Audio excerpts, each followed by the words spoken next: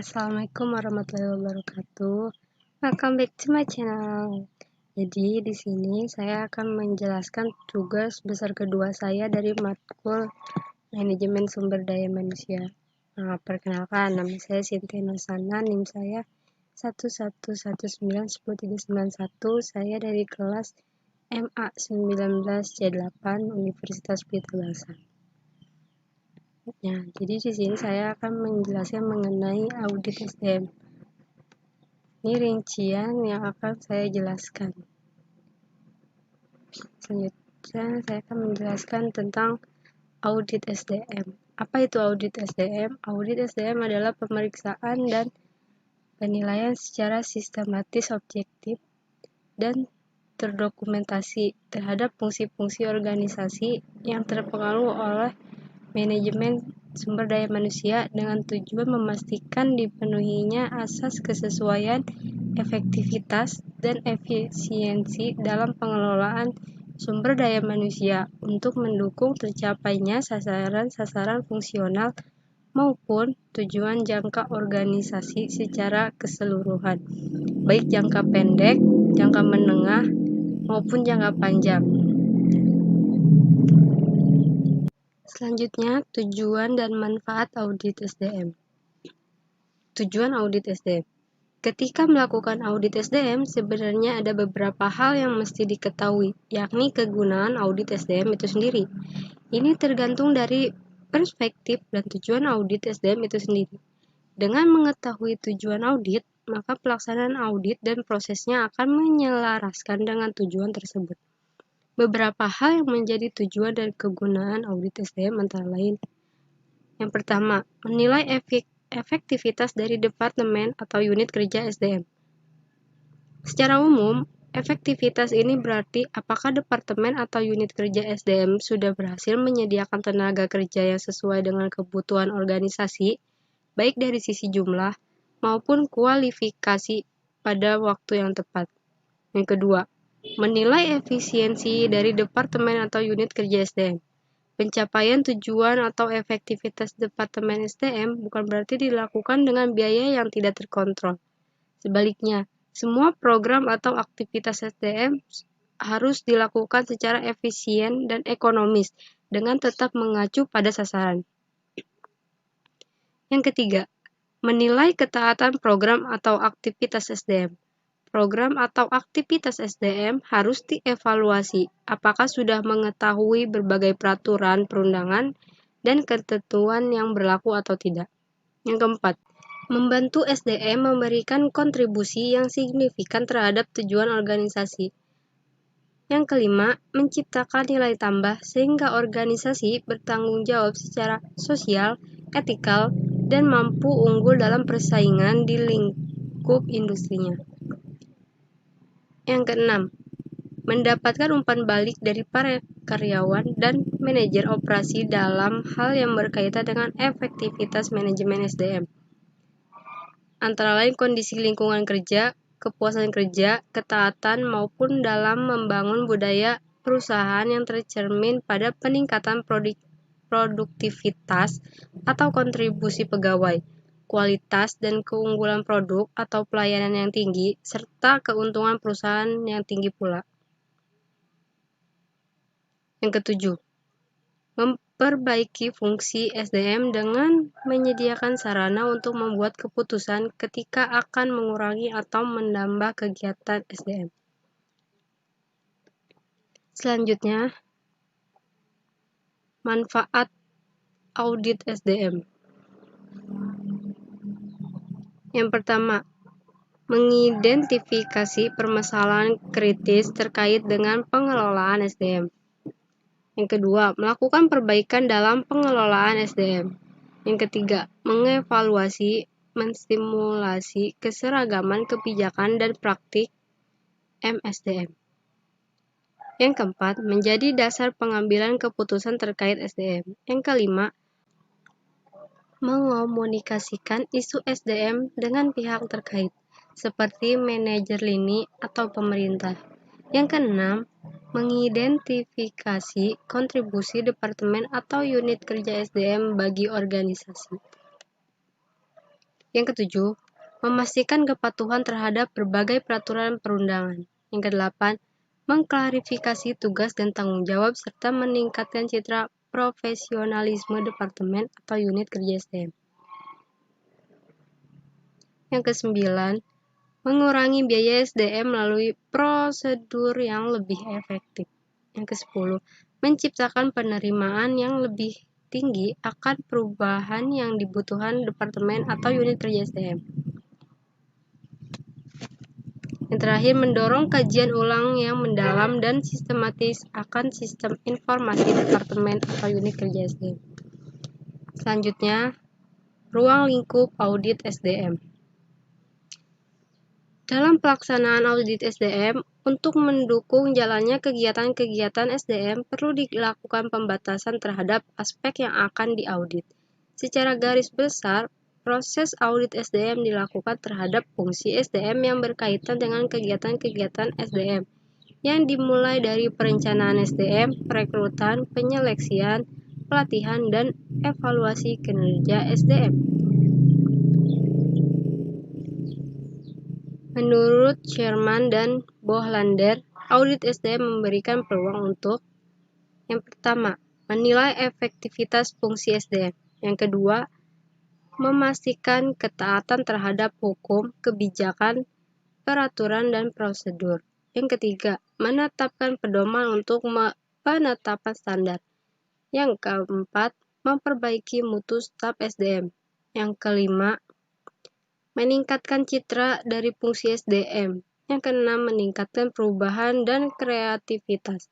Yang ketujuh, menilai kelebihan dan kekurangan dari fungsi SDM. Yang kedelapan, memfokus staf SDM pada masalah-masalah penting. Yang kesembilan, membawa SDM lebih dekat pada fungsi-fungsi yang lain. Selanjutnya, objek audit SDM. Aspek yang dapat diaudit cukup luas, karena SDM itu sendiri mencakup fungsi perencanaan, fungsi pengembangan, fungsi pemeliharaan, fungsi informasi, fungsi penghargaan, dan penghukuman, serta fungsi peningkatan kinerja.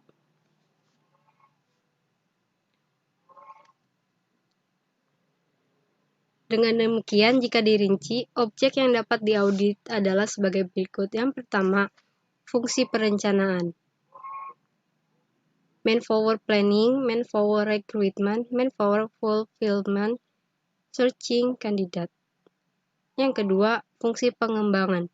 Trainee, development, coaching, mentoring.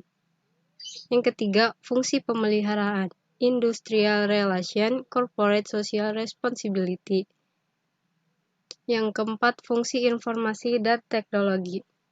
Personal database, sistem informasi manajemen SDM atau HRIS.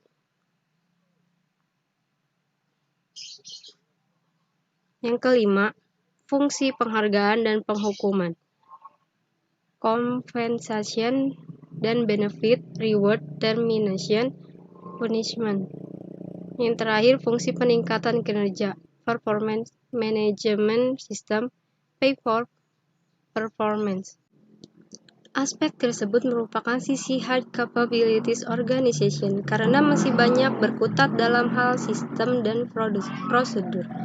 Perkembangan selanjutnya yang bisa menjadi pertimbangan audit adalah mengaudit aspek soft organization, antara lain budaya organisasi, audit kompetensi staf SDM, dan audit kepuasan terhadap fungsi SDM. Selanjutnya, instrumen audit SDM. Dalam pengumpulan informasi tentang aktivitas-aktivitas SDM, ada beberapa instrumen yang dapat membantu dalam menghimpun data aktivitas-aktivitas sumber daya manusia. Di antaranya, yang pertama, wawancara. Wawancara dengan karyawan dan manajer adalah suatu sumber informasi mengenai aktivitas sumber daya manusia.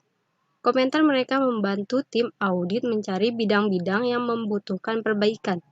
Kritik dari karyawan menunjukkan tindakan-tindakan yang harus diambil oleh departemen untuk memenuhi kebutuhan mereka. Demikian juga, Sumbang saran manajer dapat mengungkapkan cara-cara untuk memberikan mereka servis yang lebih baik. Yang kedua, kuesioner. Karena wawancara itu menyita waktu dan mahal serta kerap hanya terbatas pada sedikit orang. Banyak departemen sumber daya manusia yang menggunakan kuesioner untuk memperluas lingkup riset mereka. Selain itu, kuesioner juga dapat memberikan jawaban-jawaban yang lebih terbuka dibandingkan wawancara tatap muka. Yang ketiga, informasi eksternal. Informasi adalah alat sentral dari tim audit. Perbandingan-perbandingan luar memberikan kepada tim audit suatu perspektif terhadapnya. Aktivitas-aktivitas perusahaan dapat dinilai.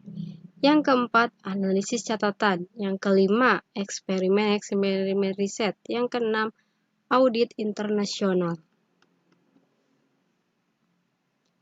Selanjutnya, persiapan audit SDM.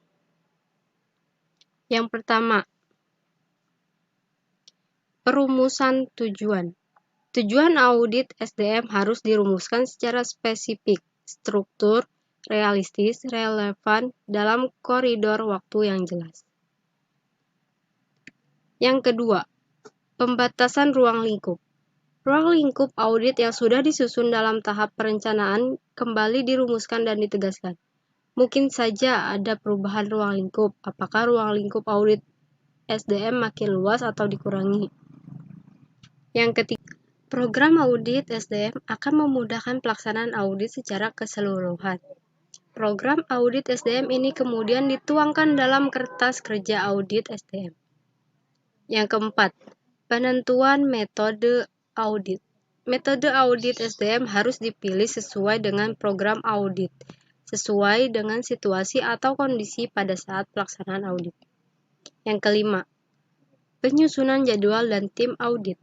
Audit SDM akan menyita waktu baik auditor dan audite atau pihak yang diaudit. Selain itu, pelaksanaan audit SDM juga dibatasi oleh waktu. Karena itu, jadwal audit SDM harus disusun secara cermat dan harus selesai sesuai dengan koridor waktu yang telah ditetapkan. Yang keenam, investigasi awal. Investigasi awal mungkin saja dilakukan dalam tahap perencanaan, seperti analisis awal dokumen atau wawancara awal. Investigasi awal ini penting untuk dilakukan, terutama apabila tujuan dan ruang lingkup audit masih samar atau belum dirumuskan secara jelas. Yang ketujuh, pengumuman audit.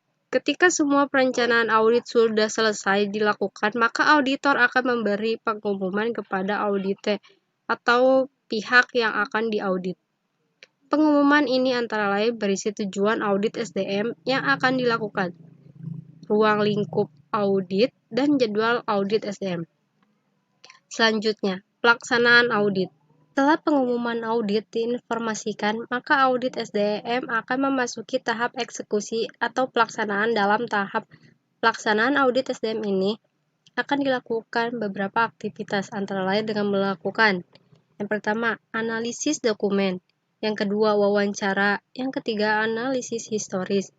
Yang keempat, survei. Yang terakhir, eksperimen. Selanjutnya, pelaporan audit SDM. Penyusunan laporan audit dapat dibuat dengan melakukan yang pertama, diskusi. Hasil temuan dalam proses audit didiskusikan baik dengan sesama auditor maupun dengan pihak yang diaudit. Diskusi ini diperlukan untuk mempertajam temuan, terutama yang bersifat material atau penting. Yang kedua, klarifikasi.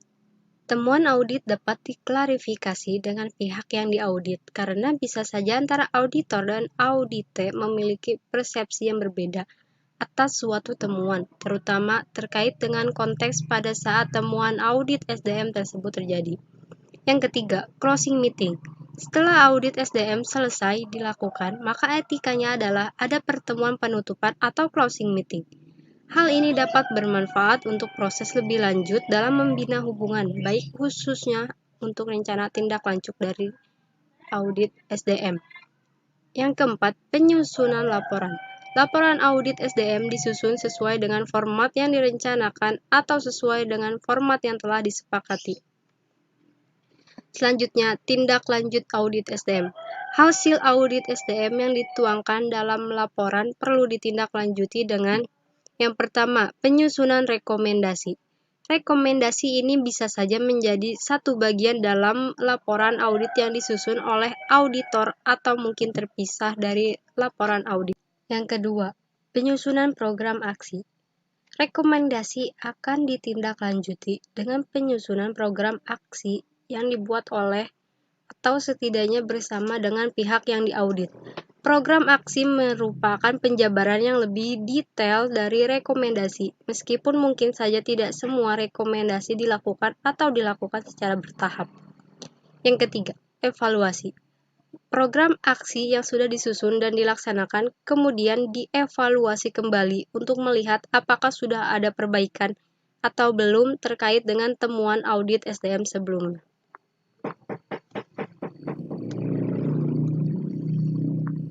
Sekian presentasi dari saya. Kurang lebihnya mohon dimaaf. Jangan lupa like dan subscribe.